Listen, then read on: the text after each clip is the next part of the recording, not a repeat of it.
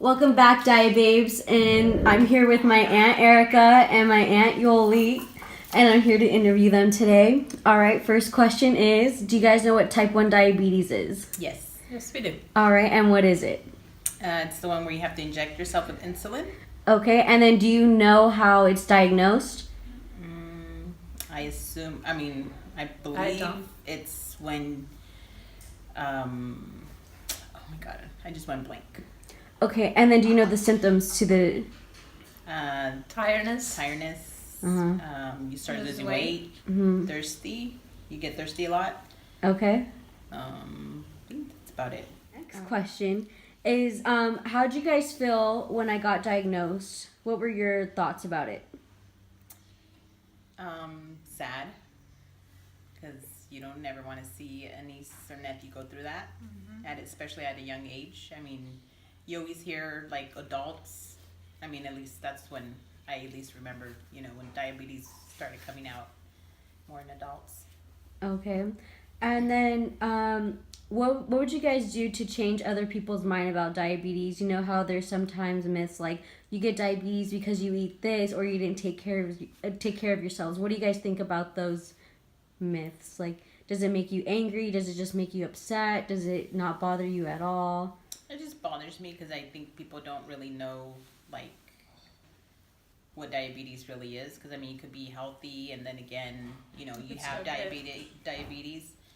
I mean, you could be obese, and of course, that's the main thing everyone says because you're obese. But I don't think it has age, color. It attacks anybody. All right, and then that's the end of the interview. Thank you.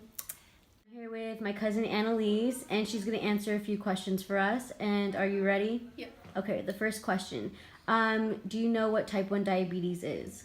Yes, it is the diabetes where you need insulin because your pancreas is not in the right function to make insulin by itself. Mm-hmm. And do you know anyone else besides me, like your friends or like someone, like one of your friends' who have type 1 diabetes? I don't think so. You were born in 2000 or 1999? 1999. Okay, so did you know that people born 2000 and up are expected to have type 1 diabetes at least once in their life, like 1 out of 10? Out of every, 10 people. I did not know that. Okay. And do you know the symptoms to getting diabetes is? I know a couple. I know you get dehydrated a lot, you lose weight, and you're really tired and fatigued, and I think that's all that I know. Mm-hmm. And then is there something you would do to help out a type 1 diabetic student if you had the chance to? Yeah, I think I would help them out, like say probably watch how they're, like say sometimes, because diabetics need to be careful what they eat and they need to check their sugars and everything, and sometimes if they're too high or too low they can go into shock and sometimes like that.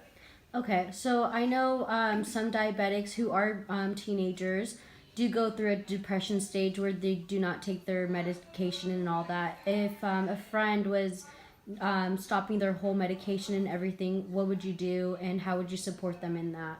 I would probably help them and tell them that you need this because you need to survive. And not just, I know that you're going through a sad state and everything, but this is to help you and your health. And that to care for somebody that much and not have them not be able to take their medicine, that I feel probably helpless for them, and that I'd probably seek help for them. All right, thank you for interviewing. Thank you. All right, hey Diababes, we're here again with my Aunt Yoli since she really didn't talk in the other interview. All right, so are you ready to talk now? Yes. Okay. All right, so basic question again. Do you know what type 1 diabetes is? Yes, I do. Okay, and what is it? Normally, it's the diabetes that it's known for children, for young kids, and where they require the insulin. Okay. All right, and then do you believe that children with type 1 diabetes can fall into depression? I think they can because it's something that they have to struggle with, where they have to be more responsible as far as their eating. Obviously, taking their insulin and everything. So I think that's a little bit more harsh for them that they have to, deal with it besides, you know, trying to be a teenager, trying to have fun. Since you know we're really close with each other and everything, has it changed? Like, has it affected your life in any way? It did. I mean, it has. You know, from the beginning, of course, you know, you being so young, you know, it did. You know, it sat in my heart for you to have to go through that. But I mean, now that I see you, that you've been able to, you know, work things out as far as taking care of yourself and everything as far as that, then I mean, I see that you've matured enough for that, where you are responsible for, you know, your own health, which is good. As an outside perspective of like, you know, my family member, you seeing me with diabetes, what was like the most heartfelt thing that you've seen me do that like stuck with you? You're like, oh my God. I mean, just the scares at night at 2, 3 o'clock in the morning, where they have to, you know, where you've gotten really sick, where they come and get you, and, you know, I'm just down the street and just heartbroken, and it just, you know, it's just a fear that, you know, that they come and get you, and if, you know, by the time I'm walking to the house, it's like, is she okay? Am I going to see her that she is okay? You know, just that fear.